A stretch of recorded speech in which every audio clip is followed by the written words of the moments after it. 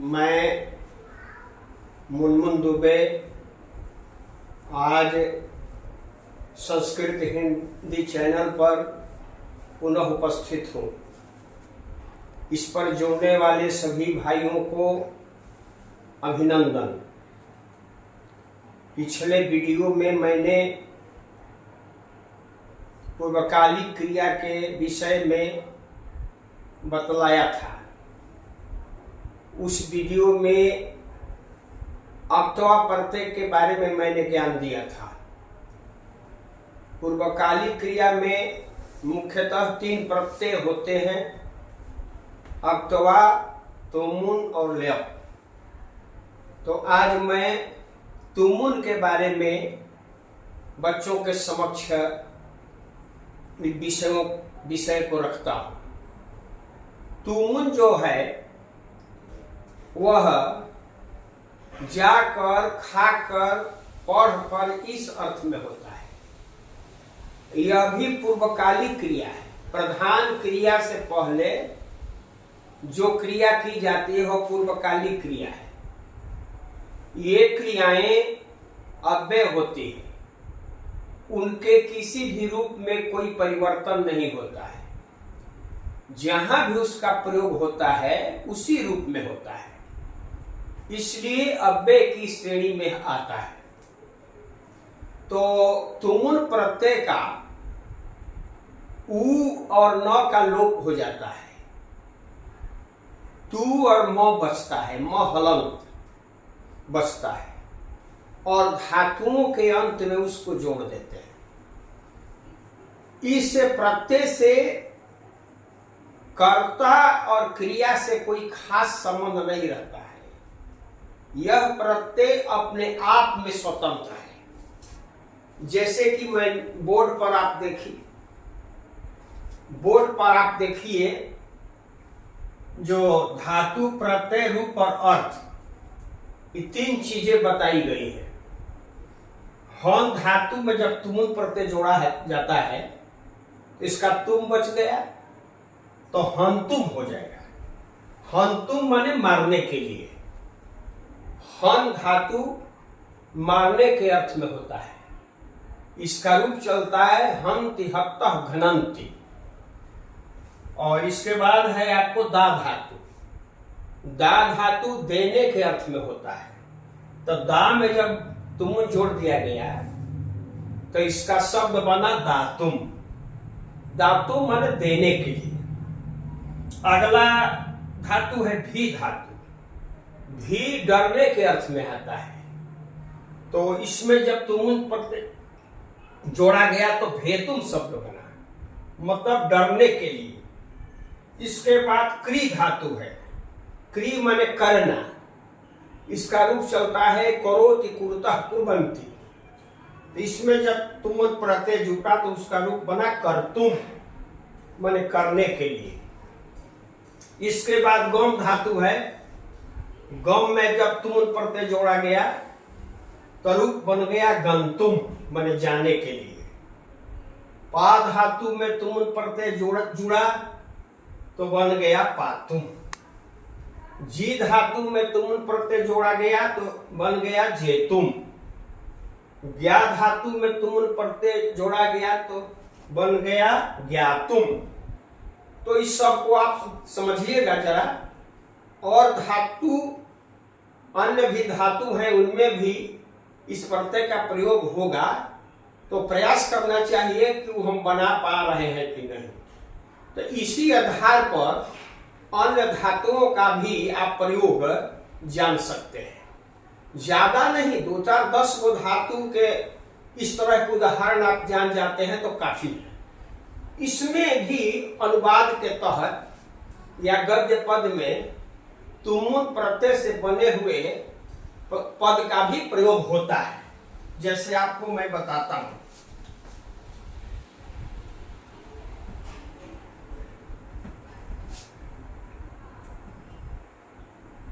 जैसे राम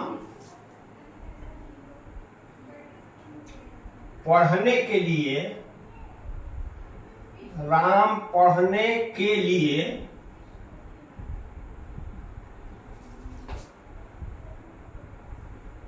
स्कूल जाता है।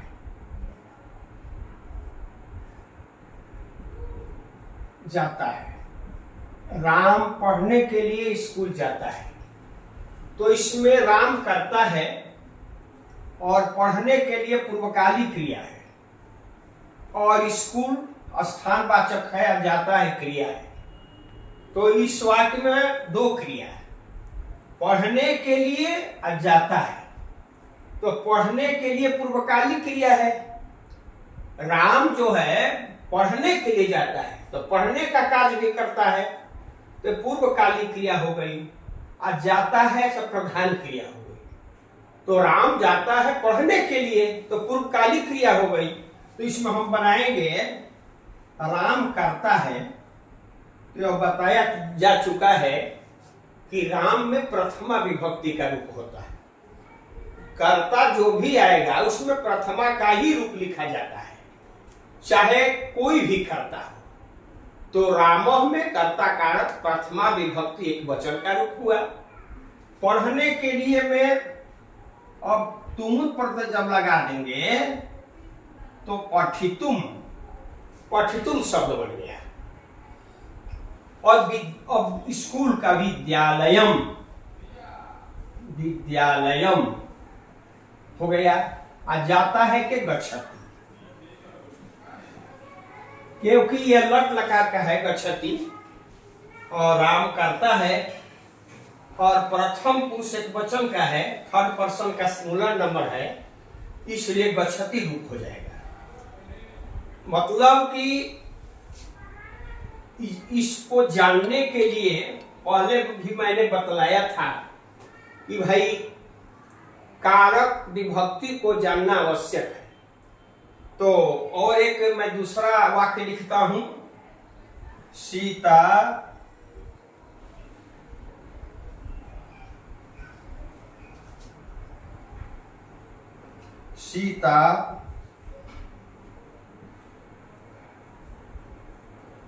पढ़ने के लिए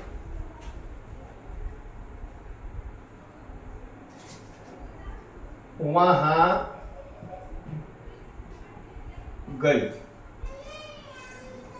तो सीता पढ़ने के लिए वहां गई, तो वहां गई जो है ये भूतकाल की क्रिया है, सामान्य भूत की क्रिया है। तो सीता जो है अकारांत स्त्रीलिंग शब्द है, तो अकारांत स्त्रीलिंग शब्द में विसर्ग नहीं होता, केवल सीता लिखेंगे। रमा, सीता, दया, क्षमा, मतलब स्त्रीलिंग में जो है विसर्ग नहीं होता। और पढ़ने के लिए तो पठितुम ऊपर लिखा गया है, तो पठितुम हो गया। पढ़ने के लिए वहां यह है अव्यय है, तत्र मैंने वहां गई में गतवती भी होगा और गच्छत भी होगा,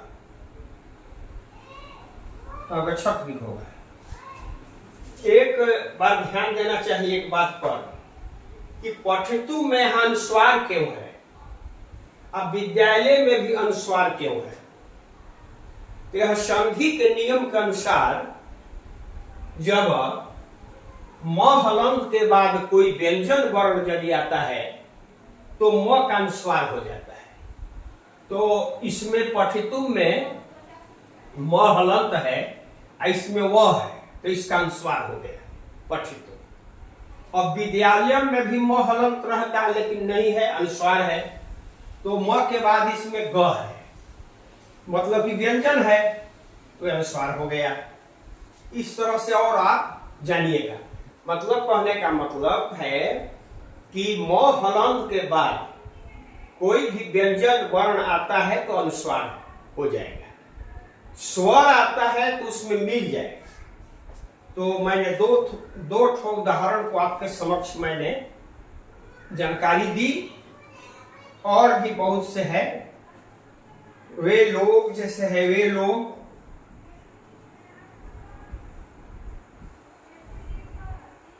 काम करने के लिए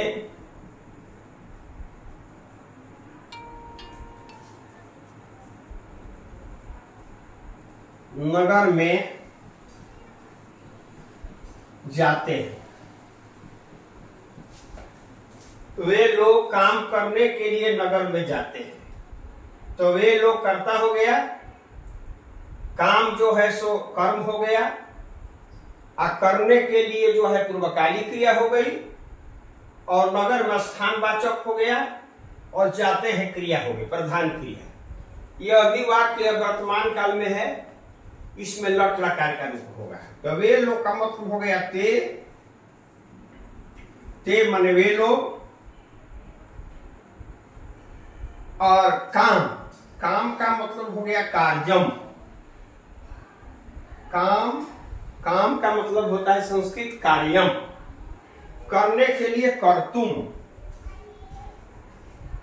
कर्तुम माने करने के लिए। नगर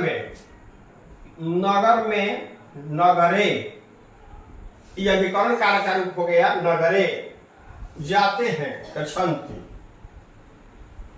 तो गच्छन्ति क्यों हुआ, यह समझिए कि वे लोग जो है थर्ड पर्सन का प्लूरल है, मतलब कि प्रथम पुरुष का बहुवचन है वे लोग।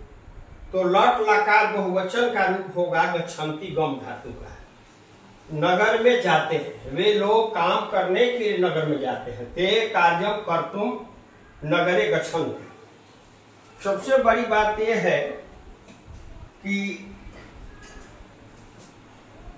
पहचान करना, वाक्य का पहचान कर यह जानना होगा कि भाई इसमें कौन पूर्वकाली क्रिया होगी। तो लिए के अर्थ में यह तुम प्रत्यय होता है, कर के, खाकर, जाकर, इसमें जो है सो अक्तवा प्रत्यय होता है। और मैं कल आपके ल्यप प्रत्यय के बारे में बताऊंगा। 3 ही मुख्य प्रत्यय है, तो कल मैं ल्यप प्रत्यय के बारे में बताऊंगा कि उसका प्रयोग कैसे होता है, उसका क्या विधान है। तो आप इसको समझिएगा और लाइक कीजिएगा, शेयर कीजिएगा, सब्सक्राइब कीजिएगा। बहुत बहुत धन्यवाद।